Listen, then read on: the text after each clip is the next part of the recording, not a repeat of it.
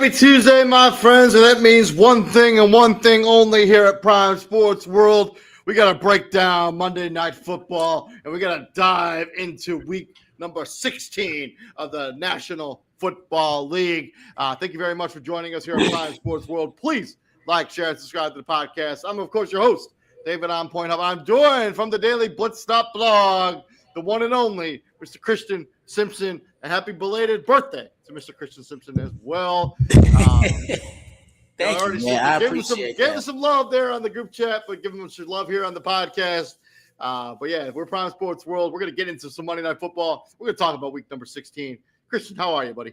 I'm doing good, man. How you doing? Can you hear me okay? Yeah, you got a bit of an echo, but I can hear you fine. Okay. It sounds like you're talking like down a hallway or something, but really, it should be okay. Okay.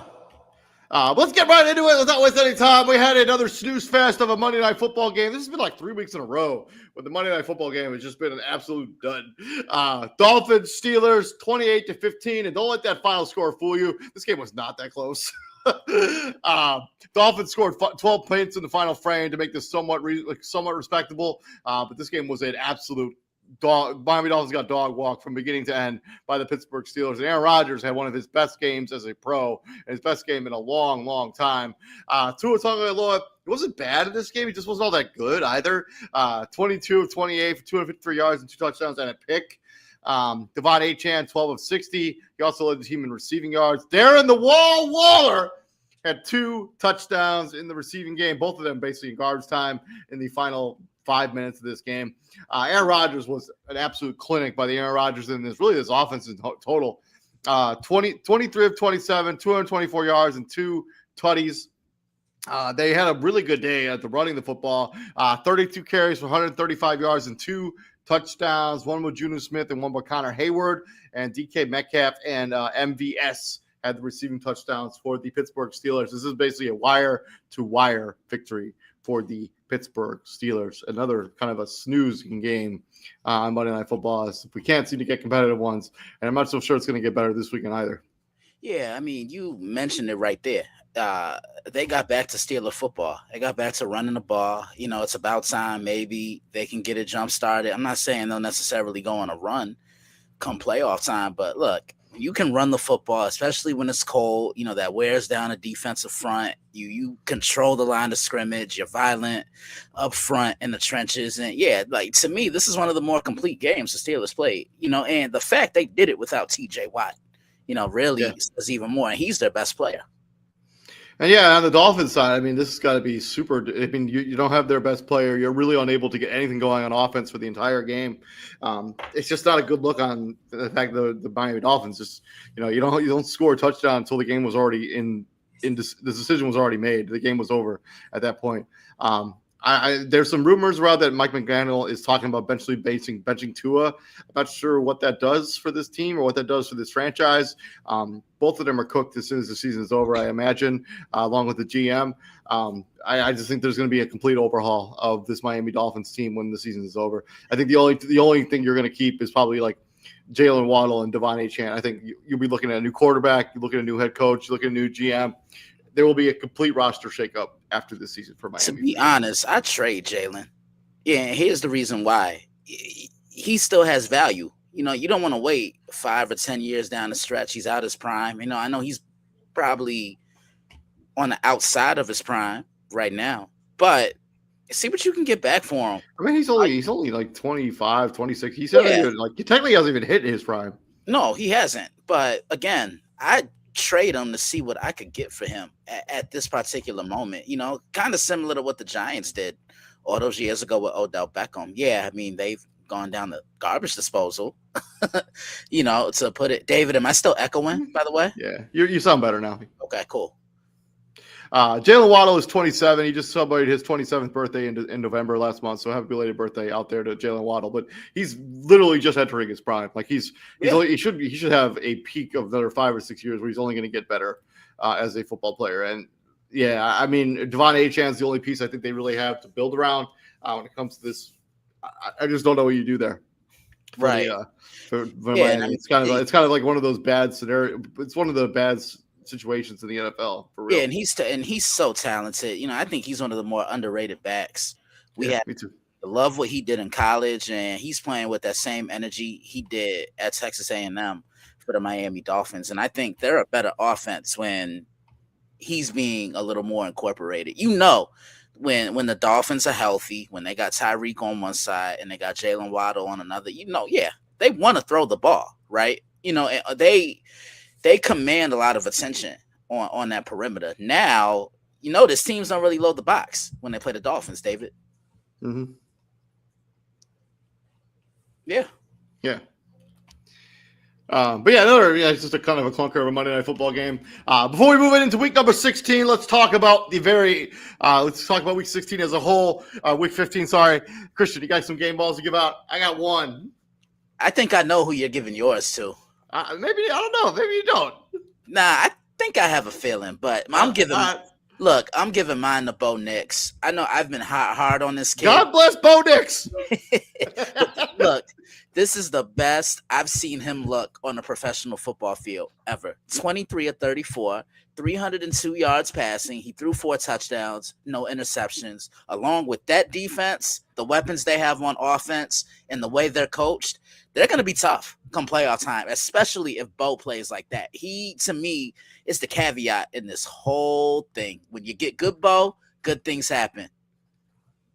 Talking about getting a good version of this player and good things happen. I'm talking about Trevor Lawrence. Yep. See, I knew it. 20 of 32 with 330 yards, and he was responsible for 6 touchdowns on Sunday as they dog walked the New York Jets from beginning to end of that game. And Trevor Lawrence is playing his best football at the best time. I mean, Jacksonville is surging. They're 10-4. That game that they're going, was it the Broncos this weekend? They should have flexed that game to Sunday Night Football instead of the Ravens Patriots, but that's neither here nor there. Trevor Lawrence has been on an absolute tear last couple weeks. He's been really efficient with the football, and this is kind of like what Trevor Lawrence we thought we were going to see when he came out of college. Like, hey, this it took a real long time to get there. I also got to give it to Josh Allen. Man, that dude just went into the phone booth again and just was like, yeah. They're down 21-0 at halftime or near halftime, and they come back and win that game in pretty convincing fashion. It's a huge win for Buffalo. Yeah, it definitely was. We'll talk about them when we get to the picks, David. Yeah. Moving on into week number 16. Let's start with a fun one on Thursday night. And the Thursday night games have been sneaky good so far this season. We got the Rams and the Seahawks going head-to-head. Both of these teams sit at 11-3. The Rams have clinched the playoff spot. The Seahawks have not. I'm not sure why exactly, but both these teams will be in the NFC playoffs. It's somewhere, either as the 1 or the 2 seed or as the wild card team. This is a big-time game as the Rams won the first match between these two teams. Seahawks, hopefully, home cooking can get the advantage here. And Christian, I think I know what's coming. David, first one out the gate, baby. I was excited for this. Let's go. Let's go. And we don't have a hater tonight to get in the way. You ready? On my count. Yeah. 1, 2, 3. Shameless plug number 1, baby. Yeah, I'm really looking forward to this one. I just, I like the way the Rams operate as a team. They have a strong offensive line. It was never about necessarily trying to replace Cooper Kupp. They already had the guy in Puka Nacua. Devontae Adams. Can you check to see if he's going to play in this game? Because I know he got a little he's dealing hobble. With a hamstring. He's dealing with a hamstring injury. It's on. Hold on. Let me just look it up right for you. He hasn't been ruled out, but he hasn't practiced yet. So I think it's going to be as close to a game-time decision as possible.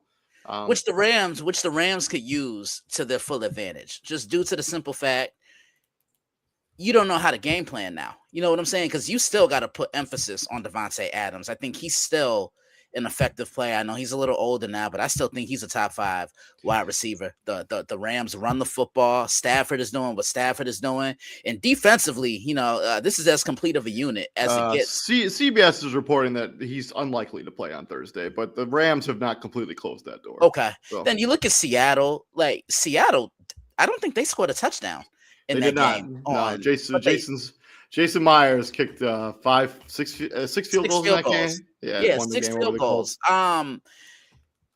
You're not going to be able to do that playing the Rams. Like when you're in the red zone, you got to be able to come away with points. You're not going to beat this team kicking field goals. Plain and simple. I preview this one an hour before kickoff on Thursday. Mr. David on point. Be on the lookout. You can find that on the dailyblitz.blog.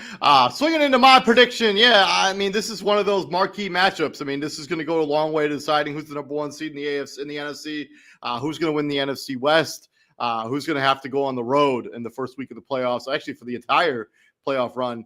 This is a huge game. I'm going to go with the Rams. I mean, Seattle, they just haven't been as good on offense over the last couple of weeks. Like they really thought that they were going to start to click after that impressive performance against the Atlanta Falcons. And they come out against the Colts, no Sauce Gardner, and they kind of were meh on offense in that game. And Colts don't exactly have a juggernaut of a defense. Seattle should have been able to put up at least a touchdown in that game. They just weren't able to.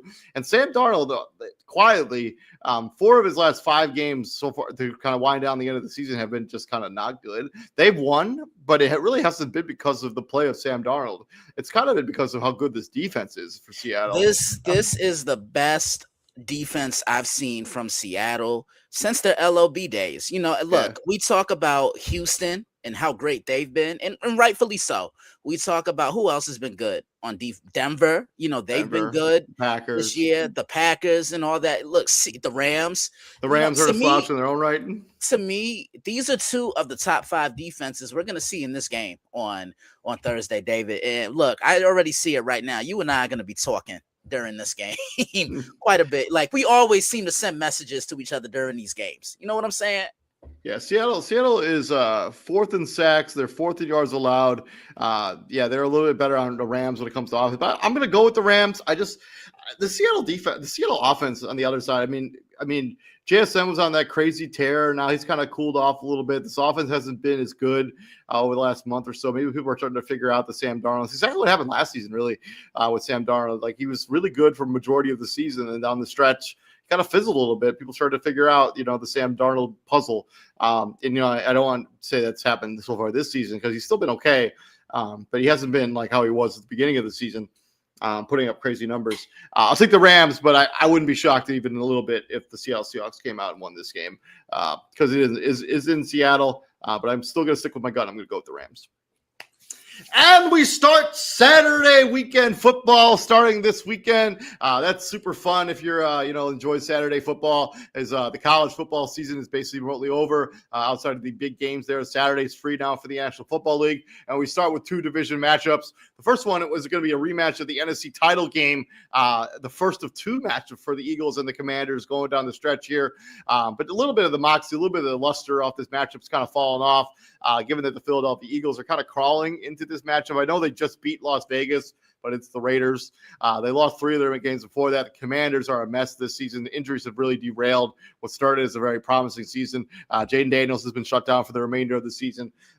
Christian, who do you like, Eagles, Commanders? I like the Eagles. I think they get it going. I think they'll establish Saquon. I think this will probably be the Eagles' most balanced attack. A lot of A.J. Brown, a lot of Devontae Adams, but I think the most important piece to this offense is the big guy over the middle, and that's Dallas Goedert. Their defense. This is another defense we forgot. This Philly defense is also pretty good as well. The Commanders, what was supposed to be a season with some high expectations, it's been anything but. And like right now at this point, they're just playing for pride. And when you saw this matchup on the schedule, you were like, oh man, both these teams, this could be for first place supremacy in the NFC East, but it's anything but. I definitely like Philly in this one. Yeah, I'm also going to agree with you. I'm rolling with the Philadelphia Eagles. I mean, I think they're going to see a very similar game plan to what they used against the Las Vegas Raiders. Big old chunk of Saquon Barkley, and I think Jalen Hurts will be asked just to do just enough to win on the offensive side to win the game. This should be an easy victory for the Philadelphia Eagles. To the game that has must-see television written all over it. Going to probably have Tom Brady in the booth. It's all in Packers, Bears, in Soldiers Field. Not going to be as cold as it was this weekend against the Cleveland Browns. It's going to be a very toasty, very warm 37 degrees in Chicago when the Green Bay Packers show up to take on the Chicago Bears. And I'm sure I know what's coming here, Christian, but I'm just going to give you some analysis here. It's unfortunate that Micah Parsons is going to be lost for the season for the Green Bay Packers. They were on track to have a really promising season. They just fell to the Denver Broncos. The Bears obviously got back into the winning ways, going up against the Cleveland Browns and utterly dismantling that team on Sunday afternoon. The Packers obviously fell to the 11 wins in a row. Denver Broncos. This is going to sound like a big-time homer pickup, but I'm going to take the Chicago Bears. I think they're going to run the football really effectively against the Green Bay Packers. I think Caleb Williams will do just enough to win the game. The Packers losing Micah Parsons, I think that's a big loss. I think their pass rush is going to struggle without him out there. Give me the Bears. And Christian, let's do it. David, let's do it. Ready? Let's go. 1, 2, 3. Shameless plug number 2, baby. Yeah, when these two played the last time, man, that play call still angers me. The one where Caleb Williams threw the interception. It's 4th and short. Why be cute? Run the football. Running the football got you into the red zone, if we're being realistic. But yeah, this injury of Micah Parsons, it's tough, when your heart goes out to him because he truly loves the game of football, and he was that Energizer Bunny for this Green Bay defense. It's just, isn't it something, David, how one guy can come in and just give everybody that jolt of energy? That's exactly what he was. But one thing I noticed was after he went out, the Packers got home to the quarterback a little bit more, even without Micah Parsons. That's saying something. The Bears love what they did against Cleveland because they focused on the Cleveland Browns. They didn't overlook them. They didn't roll their helmets down because when you do that 9 times out of 10, you lose. They got to run the football in this game, run the ball. That'll open up the field. And is Rome Odunze playing in this one? He was pretty close to playing in that game against the Cleveland Browns, so I imagine he'll be back for this game. Let me bring back in TJ as well. Welcome to the show, Mr. TJ Hopkins, my co-host. You have to bring him in. No, Rome's not playing. Man. Yeah, so Rome Odunze not expected to play. He's not playing. Didn't practice today. Okay. Luther Burden also did not practice today either, so he's dealing with an ankle injury. Yeah, look for Ben Johnson to incorporate those tight ends a little bit more. I think Colston Loveland's going to be the X factor in this game for the Bears. TJ, talk to me. Obviously, what Christian said, thoughts and prayers out to Micah Parsons. It's really unfortunate. You never want to see one of the premier players go down with any injury. Really, it was a bad weekend for injuries across the NFL. That being said, fan bases of both teams, Bears fans, Packer fans, please shut the fuck up. Celebrate injuries. We're both better than that, and I know it's a small portion of both fans.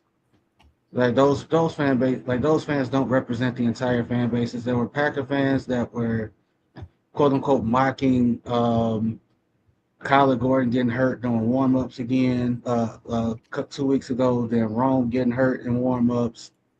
And then you got Bears fans who say turnabout is fair play. Micah tears his ACL against Denver, and it's like both of those sections of the fan base shut the fuck up.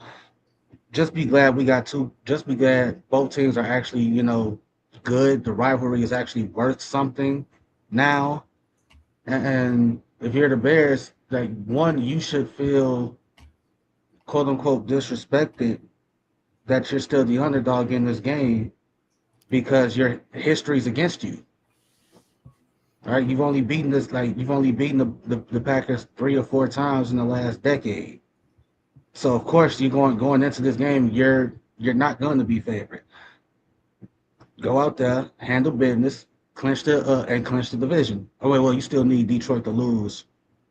Yeah, you need to win and the Detroit loss to clinch. And I don't think that's gonna happen on Sunday. But give me the Bears. Moving on from there, from Saturday afternoon football, Saturday evening football into Sunday morning/evening. We start first in the AFC. We got the Bills and the Browns going head to head. Browns coming off a tough loss to Chicago Bears. The Bills were coming off a major victory against the New England Patriots, a game where they were down 21-0, came back and won that game. Last time these two teams played was 3 years ago. Christian, do you remember who won this game 3 years ago? November 20th, 2022. Buffalo won it, and I remember the game being in Detroit because there was a crazy snowstorm in Orchard Park. There was, yeah. So it was at Ford Field in Detroit. Buffalo won this game 23-31. Cleveland did make a game out of it. They scored 13 points in the final frame to try to come back. Starting quarterbacks for these teams, Jacoby Brissett, of course, the Jacoby Brissett. Seasons will start somewhere every season. 28 to 41, 324 yards and 3 tutties. Josh Allen, 18 to 27, 197 yards and a touchdown as they go on to win this game. But we're taking it in 3 years later. TJ, who you got in this game 3 years later? Obviously, you going with the Bills. Like I also would sit. I would try to sit Myles Garrett just because he tweaked his groin against the Bears, and I understand you chasing history, but I don't think I don't think history's gonna happen in this game because Josh Allen's just that much harder to. But Josh Allen does hold the football a long time, so it's always like he seems to take a lot of sacks. No, like getting to Josh Allen ain't the problem. It's actually bringing Josh Allen down. Yeah, that's the problem. So, yeah, I'm going with the Bills. I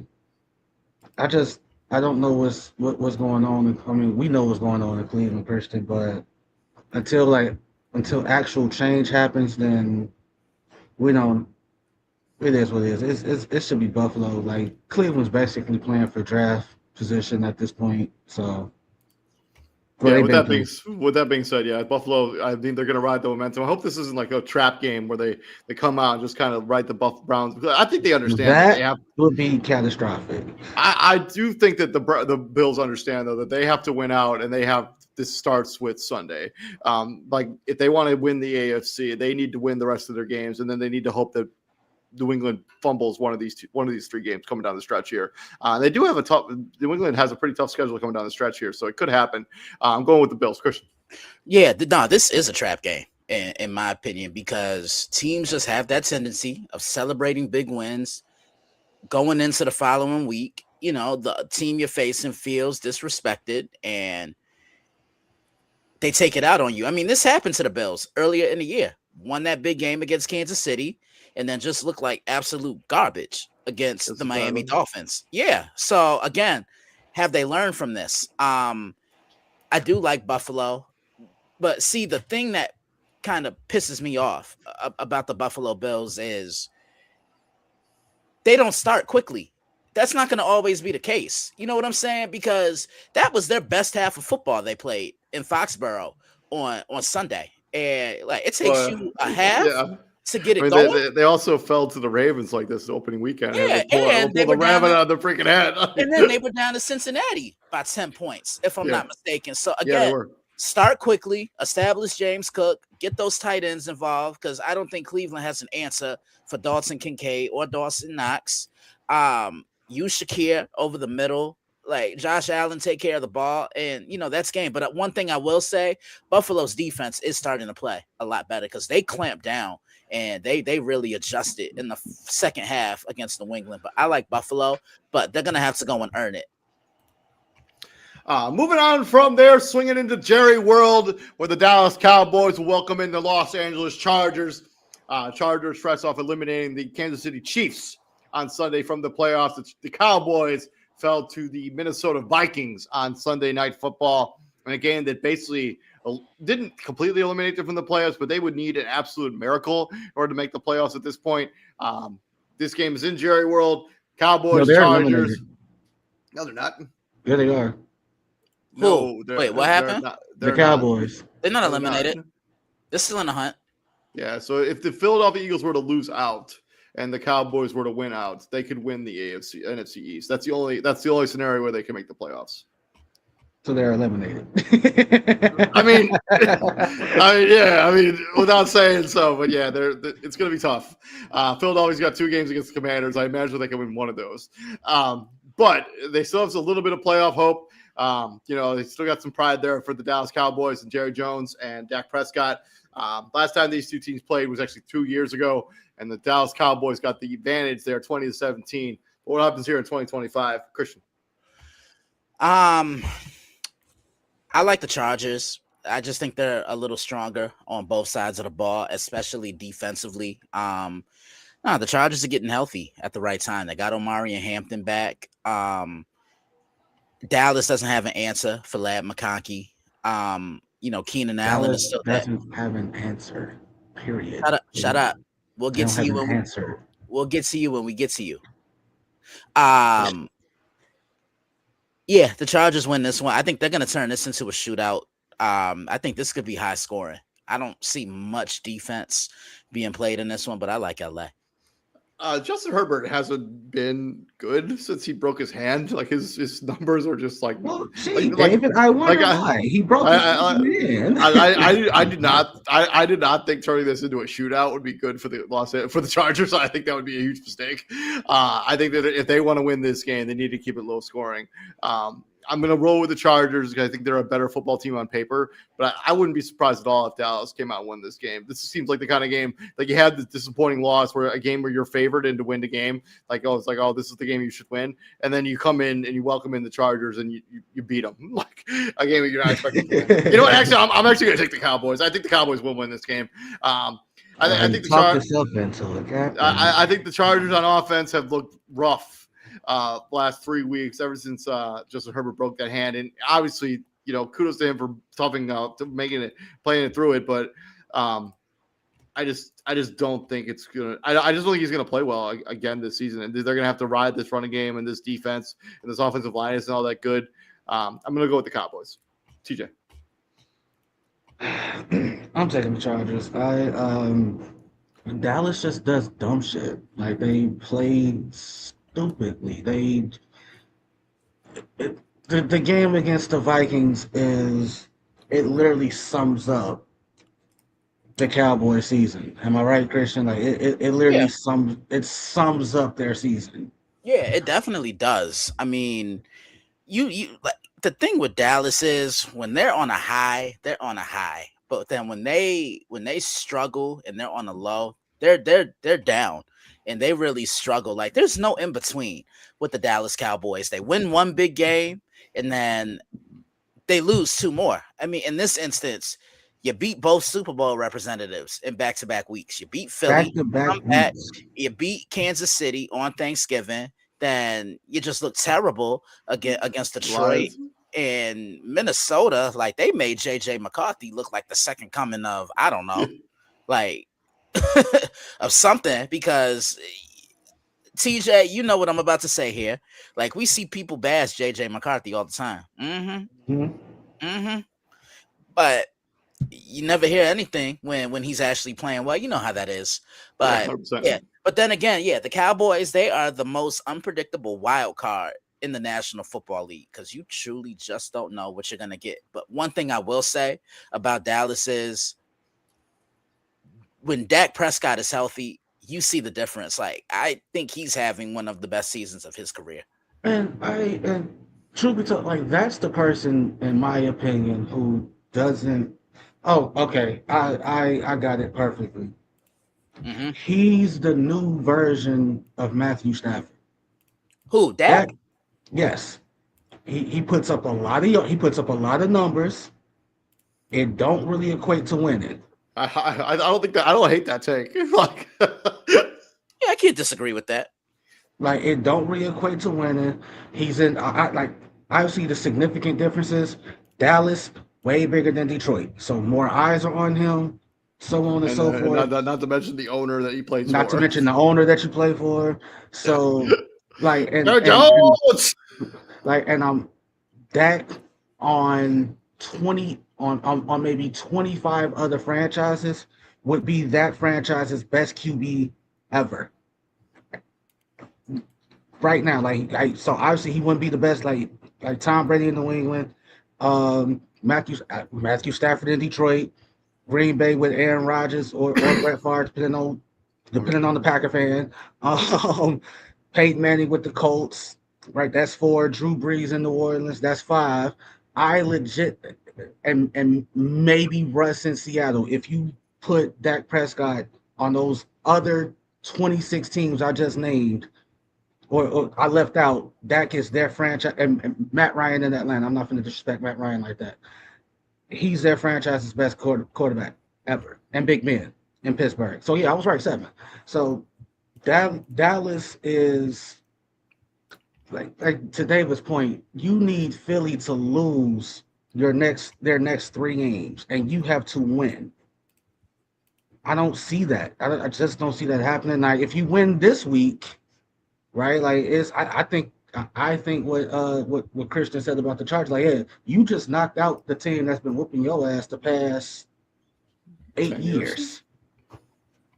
So like, if there's anybody if this is a trap game for anybody, it's 100% the Chargers. Like, that's the only way I see Dallas winning this one. They still riding that high from knocking out the Chiefs. But I'm still going with the Chargers. I don't trust Dallas. Your season's on the line, and your Matt Eberflus-led defense gets ate the fuck up by JJ McCarthy. Yeah. Like, moving on from there, we have the former representative of the AFC in the Super Bowl last year, the Kansas City Chiefs, who were knocked out of the playoffs last weekend. Just want to give our thoughts, real quick prayers out to Patrick Mahomes. Hope he can make a speedy recovery. It's tough to see the face of the league go down in the way that he went down this season. I think, it would have been okay, if they didn't make the playoffs, but you hate to see him come down with an injury that now maybe might affect next season. Just tough. Then going into Tennessee, the Titans. I don't remember what they did last week. I'm assuming they lost. Chiefs, Titans. They did to San Fran. Thank you. Both these teams are coming off taking losses. Last time these two teams played was 3 years ago. Kansas City got the advantage, 20-17. Gardner Minshew mania is back in progress, as he's going to be the starting quarterback for the Kansas City Chiefs. TJ. Mm-hmm. Even with Gardner Minshew leading the way, you should beat the Titans. I'm actually going to take the Titans to win this game. I don't blame you for that, but at the same time, because Patrick Mahomes was covering up a lot of inefficiencies of this Kansas City Chiefs team in general, especially on the offensive side. I mean, the offensive line hasn't been all that good this season. Juwan Taylor's been an absolute train wreck, basically since he got there, but especially last season or this season so far. Travis Kelce's definitely showing his age. The wide receiving core hasn't been that good. Dropping a ton of drops. The conversation around the Chiefs is nothing about this game. Obviously, the rest of the season for the Chiefs is irrelevant. You're just hoping you don't have any more injuries going down the stretch. Right. I mean, because you got to imagine Patrick Mahomes should be ready for the start of week 1. You just have to get through the rest of these 3 games and not have anybody else get injured. So actually, like that's their focus. Like, they're talking about what's next for the Chiefs on every major sports network and TV talk show. Like they are paying zero attention to this game, and it's they're Travis Kelce's probably going to retire at the end of the season. What's going to happen with Chris Jones? That does make a lot of sense, because you got a matchup between 2 teams not in the playoff hunt and not in the hunt for the first overall pick. I mean, these are relevant football teams when it comes down the stretch. But Gardner Minshew should still go out there and win this game for the I'm going to take the Titans. I think they get this one. Christian. I'm with you, David. I'm taking Tennessee. I mean, I just don't want to side with TJ. Yeah, that's cool. I'm going to deal with you after the show. Mm-hmm. Moving on from there, we're going to swing into the AFC. We're going to have 2 franchises that may be looking for new head coaches this offseason in the Cincinnati Bengals and the Miami Dolphins. Both these teams are coming off taking L's. Last weekend, Miami basically didn't show up against Pittsburgh, and the Cincinnati Bengals got beat down by the Baltimore Ravens in a game where they didn't show up either. Last time these two teams played was 3 years ago, and the Bengals got the advantage, 27-15. It must have been cold weather because Miami doesn't play good in the cold weather. TJ, who wins this match? Doesn't matter. I don't give a fuck about this game. I'm more I'm more focused on the shit Mike McDaniel said today. What? Real quick, remind me, what's their record? They're Miami. 6-8, I think. 6-8, and you go to Pittsburgh on a Monday night. Well, they were 6-7 before that game last night. But whatever. And you go to Pittsburgh on a Monday night, and you get manhandled to an extent. I mean, the defense showed up, credit to them. They made it hard for a little minute there. Man, Jordan Brooks is just an absolute man child at the linebacker position. Like for Yeah. real. They was putting they was laying some wood at that. Then DK Metcalf said, "I'm a grown ass man," and then just took Minka Fitzpatrick and just moved him out the way. And David, if you haven't seen that play, I suggest you. Okay. Mike McDaniel comes out and says, "We're mulling a quarterback change." You're mulling it now? At this point? I talked about during the recap. I just don't. Who are you going to play? What does it matter? What's it like? Both of you are not going to be there next season, anyways. Like, what are you trying to save? Your job? It's not happening. Like you're mulling it now. I mean, and on the Chiefs side, on the Bengals side, they're gonna fuck around and Joe Burrow's gonna Andrew Luck them. Like, I wholeheartedly see it. I'm 2-3 years down the line. I wholeheartedly see him saying like, yeah, I just can't take this anymore, and I'm done. I guess the more apropos comparison would be Carson Palmer, who actually said, "I'd rather retire than play for y'all again," and he did. The Bengals should win this game. At this point, if you're both teams, like, do you even play the guys? Like, do you even play your main guys? Is it even worth it? I mean, Joe Burrow said he wants to finish the season. I respect it, but at some point, the team has to be like, "Hey, yo, I appreciate that you want to continue to play, but we have like next season and like the seasons after that to worry about. Like, this season's over. Let's just pack it up and let Jake Browning or Joe Flacco handle the rest of the season." Like, that interception he threw to Kyle Van Noy, like, Kyle Van Noy did the ultimate "I'm too old for this shit" play where he just handed the ball. Yeah. He's like, "Here you go, young buck. You can take it. I'm good. I don't need this." He's like, I'm too old for this shit. Like, here, hey, yeah. They ain't gonna catch you. They gonna catch me. Yeah, you go. Give me the Bengals. I'm also gonna take the Cincinnati Bengals. Christian. See, when Burrow made his comment about being happy, I took that as he's not happy playing in Cincinnati. Fair. That's what I took that as. But I agree with TJ. Like, I could see him just pulling an Andrew Luck as well. To me, this is a coin flip. Like, wouldn't be surprised if Miami won it. Wouldn't be surprised if Cincinnati won it. Yeah. TJ, who you took? I took Cincy. I'm gonna take Cincy, but I'm not confident in it. I'm not confident in it at all. I took Cincinnati. I don't feel good about it either. So I'm right there with you guys. Moving on from there, between an AFC and an NFC foe, both of them are going to miss the playoffs. We got the New York Jets going into New Orleans to take on the Saints. The Saints have just had a track record of just playing spoiler for the last couple weeks as they upset the Tampa Bay Buccaneers and the Carolina Panthers in back-to-back weeks. This week they get the Jets, who are going anywhere fast, with Brady Cook still as the starting quarterback, I assume, after they got beat into a fine powder by the Jacksonville Jaguars this most recent weekend. I'm taking the Saints. TJ. 60 fantasy points is what Trevor Lawrence accounted for those who care. I know Christian doesn't. This should. If you're the Saints and you lose this game, oh my God! Like, if you're the Saints and you lose this game, Like you can't lose to Brady Cook. I never heard of Brady Cook before Sunday. Neither have I. Play for Missouri. That says a hell of a lot. In my league scoring format, Trevor Lawrence had 44.3 fantasy points. Now ESPN fantasy he had 60. So he accounted for what, 6 total touchdowns? He threw 5 and ran 1 in.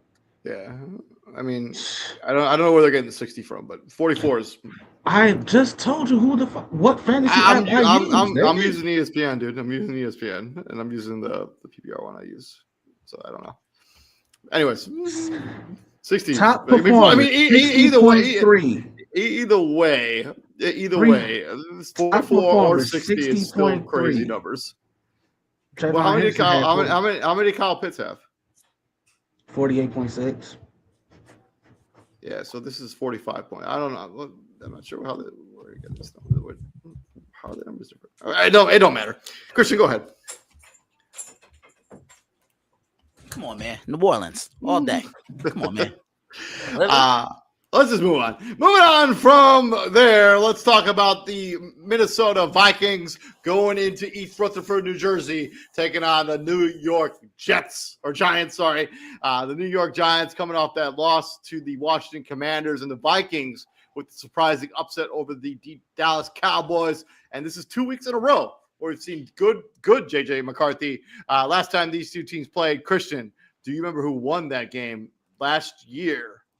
Vikings, Giants. Minnesota won that game. I remember it being I think it was week 1, if I'm not mistaken. It was week 1. The Minnesota Vikings emerged victorious 28-6 on the route to what ended up being a playoff berth for the Minnesota Vikings. That's not happening in 2025. And Danny Dimes was still the quarterback of the New York Giants when they played each other last season.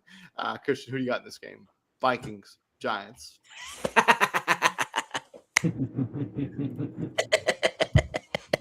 Give me Minnesota.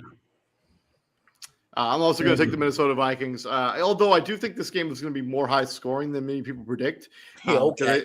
I think this is going to be a pretty high scoring game. That's my honest opinion. Okay. I think Tyron Tracy is going to have a good game. I think J.J. McCarthy has a good game, and I look for J.J. McCarthy kind of finish the season kind of strong here at the end as he winds down the last few weeks. Give me the Vikings. TJ. What's the status on Jackson Dart? Hold on. To be honest with you, TJ, I would sit him because he's playing a little too recklessly. Like you're not playing for anything. Like, nah, I would just take his helmet from him completely. Like how many games has he played this season? He's been evaluated for 5 concussions already. And he said he's not going to change up how he plays. Okay. Jackson Dart is going to play. He's going to be fine.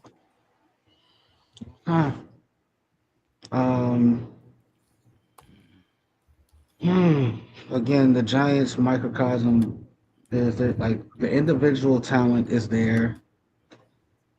Why they can't lump that into total team talent and success is beyond me. The age-old adage is this team when you have a team like that where the individual talent is awesome, but it doesn't equate to team success, is this team likes each other, they don't love each other. Right, so they not right now. It's just a team of I'm getting mine, you better get yours, like that type shit. Minnesota should win this game.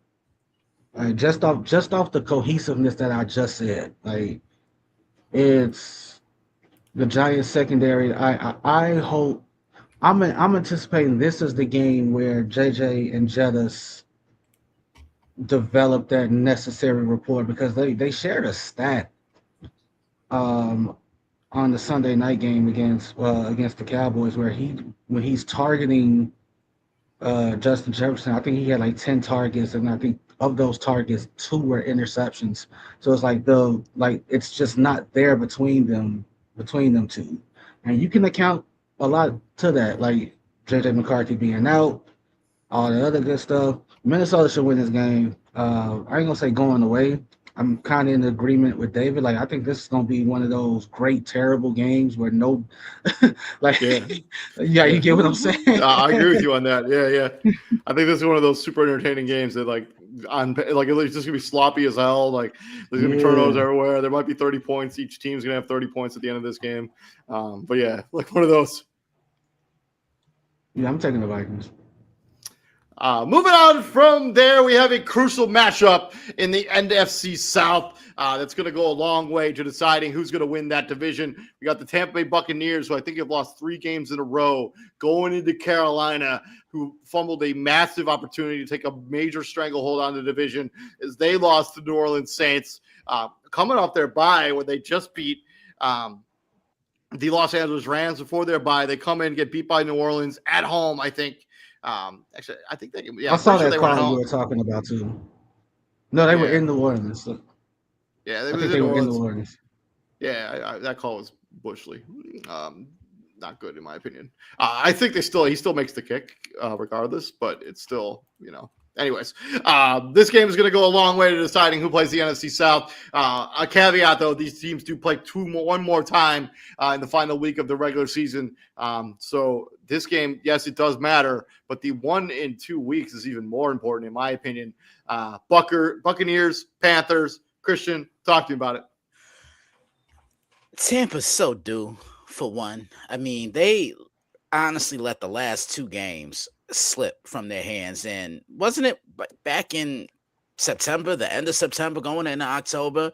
It looked like they were just running away with the AFC South. And like all these months and weeks later, look at where we are now. You're 7-7.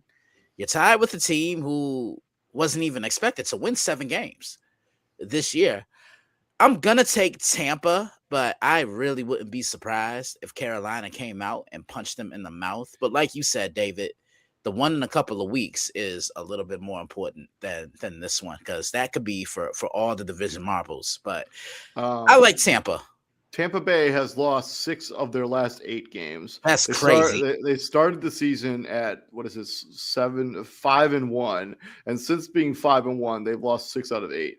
And they've allowed Carolina to hang around, who started the season 0-2, started the season 3-1, and then have kind of gotten a little bit of a run here. And now they're kind of treading water over the last few weeks. You come off this huge victory against the Rams, and then you lose to the Saints. You get a huge victory against Green Bay, and then you lose to the New Orleans Saints. Like, every time that this team seems to build up some momentum, they seem to flounder. I'm going to take Tampa Bay, but I wouldn't be shocked even in the slightest if Carolina ends up winning this game because they are at home. I think that the keep on pounding Carolina Panthers. I think Tyrell McMillan has a big game for him at the wide receiver position. Maybe he locks up Offensive Rookie of the Year in this performance, although nobody seems to really seem to win that award this year because it's as wide open as I can ever remember. There hasn't been an absolute super dominant rookie this season where it's like, oh yeah, that guy's the Offensive Rookie of the Year. They all kind of just been just okay. So it's going to make it interesting when fan voting when you get to that point. I'll take Tampa Bay, but I wouldn't be even remotely shocked, even in the slightest, if Carolina ended up pulling the rabbit out of the hat against this victory. TJ. This shit's gonna end in a tie. More chaos, more madness. I'm here for it. It's gonna end in a tie. That's my what you call it? That's my pick. That's a bold. Looks like I'll be telling you what you don't know. Mm-hmm. I know they're gonna end in the tie, but it's gonna end in the tie. Yeah, but nah, I just like telling you what you don't know. Moving over into the late afternoon window, and this game should have been flexed to Sunday Night Football. Makes me upset that it's not. You got the Jacksonville Jaguars fresh off beating the bricks off the New York Jets, going into Mile High, taking on the 12-2 Broncos, a team that's won 11 straight games, fresh off beating the Green Bay Packers, a game they had to come back and win. God bless Bo Nix. Last time these two teams played was actually 3 years ago. Denver got the advantage, 21-17. We had Russell Wilson and Trevor Lawrence going head-to-head. This time in 2025, we got Bo Nix and Trevor Lawrence has played extremely well over the last couple weeks, going head-to-head. Denver, Jaguars. Christian, is it coming? David, let's wrap this thing up. Let's go, baby. Let's go. 1, 2, 3. Shameless plug number 3, baby. baby. Yeah. Jacksonville runs the football. Like that makes the difference. And really, with both these teams, this was the best I've seen both quarterbacks look since they became actual NFL quarterbacks. Like Trevor Lawrence was in such control of that game, and Bo Nix threw the 4 touchdowns. And Jacksonville also plays defense. They're physical. I think this is going to be kind of like that 21-17 score, like you just mentioned from a couple of years ago.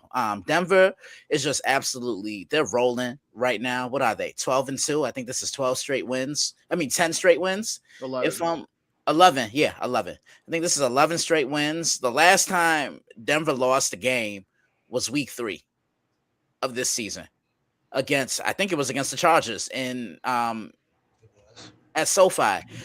This is going to be a fun one. I preview this one tomorrow. Be on the lookout. TJ, talk to me.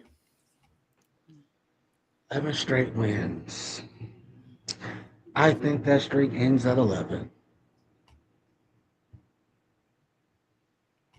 Yeah. I think, and what's crazy is we're finally seeing, okay, 2 things.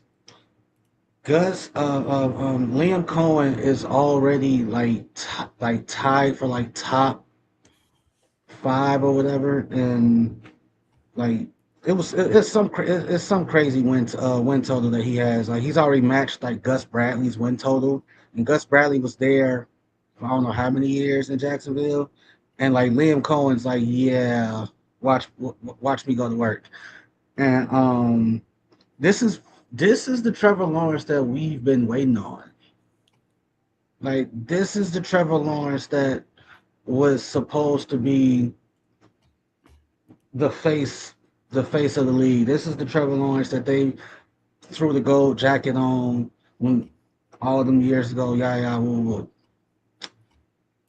Trevor Lawrence has to go into Denver and put on a show. Because right now outside of a few games, the Broncos really have been winning in spite of Bo Nix's mediocre play.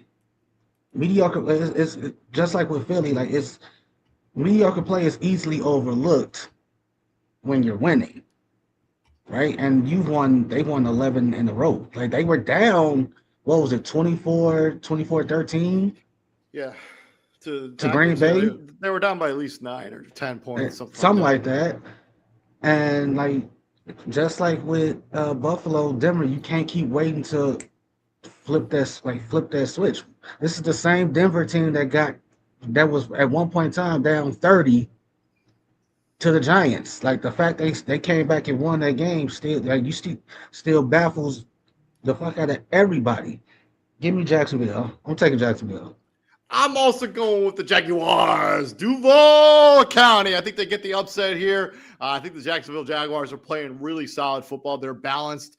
They're running the football. Trevor Lawrence, as TJ mentioned, he's looking at all of what the hype that was around him when he was first drafted. And this defense is super underrated. Devin Lloyd, arguably having one of the better linebacker seasons in the NFL so far this year.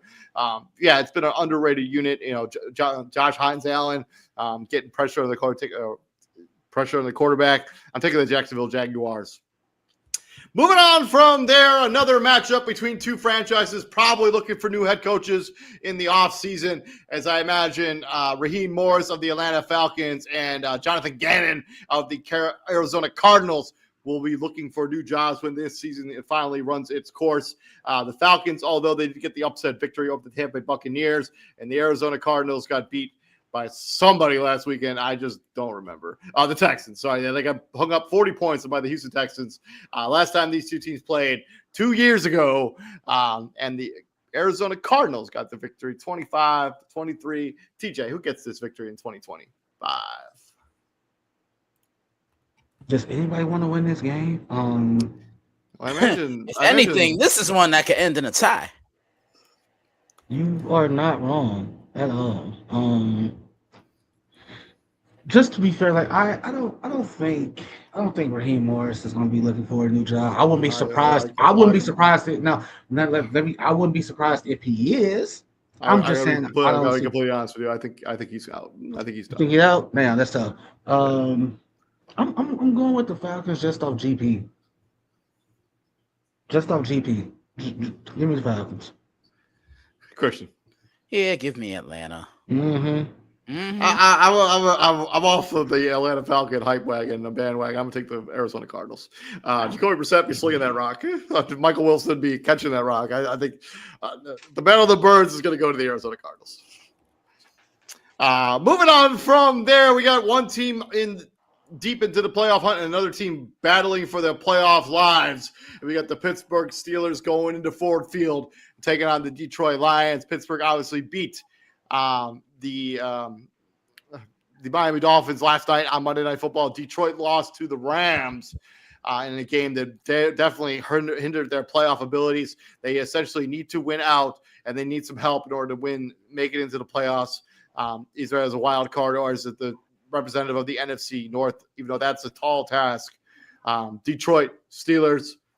Last time these two teams played was actually 4 years ago, and this game, ironically enough, ended in a tie, 16-16, 4 years ago. I don't think that'll happen this year. I'm going to take a mini upset here. I think the Detroit Lions keep things rolling, or at least get things rolling again after that dominant performance against Dallas. You come against the Rams, and you just don't play well in that game. I mean, your defense looked like a shell of its former self. I'll take Detroit. I think they get back on the schneid. I think they keep their playoff hopes alive against the Pittsburgh Steelers. Christian, go ahead. Can the Steelers keep this up? Because, like I said at the top of the show, this was probably their most complete game as a team this year. They ran the football. Can they keep that going? The Lions. Has Laporta come back yet? No. Wow. I thought he'd be back by now. Man, this is one of those games where, again, it could go either way. Like, it really could. I look at the Lions, and their defense isn't as strong as what it was, and they're missing Brian Branch. Like, he was there. I think, to me, he's their most important player. Yeah, Aiden Hutchinson is their best player, but nah. Well, Brian Branch isn't walking back through that door this year. No, he's not walking through that door. Wow. I'm really torn on this one. Like, I really am. I'm gonna take the Steelers in this one. I just think Aaron Rodgers, he knows Ford Field, playing against these Lions all those years. He was a Packer. I think they want to keep this thing moving. Yeah, I like Pittsburgh. DJ. For the sake of their for the sake of their playoff future, the Lions have to win this game, right? Yeah, they got to win. I'm pretty sure if they lose, they're eliminated. If they lose, they're done. So like I said, if the Bears win Saturday and the Lions lose, Bears clinch the division, and I think Detroit's done. I think if Detroit loses, no matter what, I think they're out no matter what. Yeah, I don't think they can make the playoffs if they lose this game. Period. Regardless of what happens anywhere else. Damn, dude. Don't they both got about the same record, minus a game? Yeah, they have the same exact record. What was it? They're both literally 8-6. Like, one team is atop of their respective division, the other team is in third. You know what? I'm actually switched it. I'm gonna take the Lions because the Lions do play tough at home. I'm gonna take the Lions at home. I'm gonna take the Lions at home. So like, how you feel about I think like the true X factor here, obviously for the Lions, is Jahmyr Gibbs. Like, if he gets it going early, then it's pretty. I don't think they have anybody on that. The office. It's gonna be a long day at the office. I don't think they have anybody on that defense that can do anything with him. Like, who the hell do you put on Jahmyr Gibbs in any scenario? I mean, imagine you gotta have. I don't know. I don't think they have anybody that can tackle him one-on-one in open space. Like, if Jahmyr Gibbs and Patrick Queen meet in open field, you really think? No. I was just throwing a name out there. Don't disrespect Patrick Queen. But he has I'm he not. has had a fantastic season. I It's said more what I so. said. It's more so respect than what the hell Jameer get. And then let's say you line Jameer Gibbs up in the slot. What DB do you have that's gonna cover him? That's Jalen fast enough to Ramsey. cover him. You're not putting Jalen Ramsey on Jameer Gibbs. They don't have That's anybody else, so I mean that's gonna be a that's gonna that's be their only option. like Jameer Gibbs could literally have a hundred day on Sunday. 100 yards, 100 plus yards rushing, 100 plus yards receiving. Like I could wholeheartedly see that happening. Moving on from. Did you pick the? I'm picking the Sorry, Lions. Okay, moving on from there. The final game of the late afternoon window. I'm sure this will be a real short conversation. Las Vegas welcoming in the Houston, going into NRG Bank Stadium. They're the home of the Houston Texans. Texans obviously coming off that victory against the Arizona Cardinals. The Raiders got manhandled by the Philadelphia Eagles. Last time these two teams played, the Las Vegas Raiders hooked up 38 points on the Houston Texans as they won 3 years ago. No chance in hell that happens this year. Give me the Houston Texans. Christian. TJ. So Patriots Ravens on Sunday night. Moving on to Sunday night football. We have the Baltimore Ravens welcoming in the New England Patriots into their house in Baltimore. Obviously, the Patriots coming off that loss to the Buffalo Bills, and the Ravens getting a very important victory against the Cincinnati Bengals. This is a franchise that's met 4 times in the playoffs over the course of their respective history, with the Ravens winning 3 of those matchups. But the last time these two teams played was 3 years ago, and the Ravens also got that victory, 37-26. But these are very different teams, and these are very different squads. This is 3 years later, and Lamar Jackson, Mac Jones were the quarterbacks for these teams. 3 years later, Christian, who do you got? Ravens, Patriots. I'm gonna take Baltimore. I'm gonna take Baltimore. I just think this is gonna be one of the more physical defenses that New England will have played. I think they'll establish Derrick Henry because I think Buffalo kind of exploited a slight weakness in New England's defense, struggling to stop the run. Buffalo established James Cook, and New England had a tough time keeping up with him, trying to bring him down, limiting his big playmaking ability. And okay, you can't limit James Cook. What you gonna do against Derrick Henry? I'm gonna take Baltimore in a mini upset. Yeah, I'm also going to take Baltimore as well. They're at home. I think they've been playing pretty well outside of that game against the Steelers last weekend. I think before that they won 4 straight, 5 out of the last 6. I'll take Baltimore, but I wouldn't be surprised at all if New England ends up getting the victory here. I still feel like they're a better football team than the Baltimore Ravens are right now. But give me Baltimore. TJ. So the fact that this is tougher than what it should be. Again, Baltimore, who knows what your season would be if everybody is healthy, right? The entire time. Like Lamar don't miss time, Kyle Van Noy don't miss time. What's his name? Isaiah Kyle Likely. Hamilton. Yeah, him, Kyle Hamilton. Like if you have everybody from week 1 till now, who fucking knows what you are, right? Who even knows if you're quote unquote like if you haven't even clinched a spot by now. But that's not the world we live in. We live in a world where all those dudes got hurt, missed time, and came back. And New England is I ain't gonna say they're reeling, but they got shell shocked. Twitter was hilarious on Sunday, David. That first half was Patriot fans were I bet. they was talking. They were probably talking with their chest up. Wasn't they, Christian? Them chests was full of L, wasn't they? Mm-hmm. Them chests was full of L, boy. And it's like then all of a sudden that game it got closer and closer and closer, and that stadium went from loud and raucous to quiet as a cat.